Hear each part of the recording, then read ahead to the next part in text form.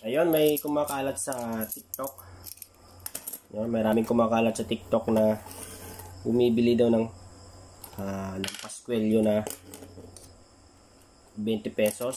Meron din nagsasabi na coin expert na content lang daw yon, for content only lang daw yon. Ayan. Huwag niyo akong lukuhin ha. Akala niyo madadala niyo ako dyan sa 20 pesos, 1,000 niyo ha. Yan yung sa nagko-kolekta nung Pascuello na 20 pesos, ha? Huwag mo ko lukuhin. Yan, kontakin mo ako.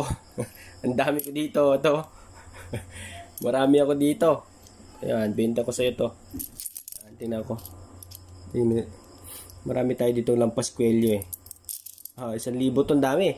Dami ito busing oh, ito Pascuello yan oh, yan oh. Ayan oh, kita mo yan. Pascuello yan oh.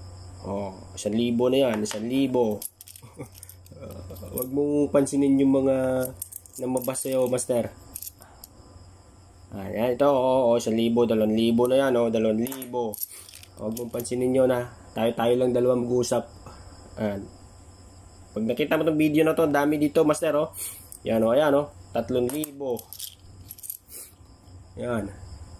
Oh, ito pa, 4,000. Hindi ko pa yan napanood na tingnan lahat mga master. Tingnan mo naman ang dami niya dami niyan. Okay? Ha?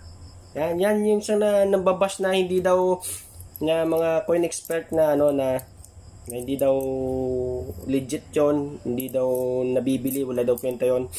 Mga master naman sayang naman yung mga 20 ko dito ang dami yan Be safe.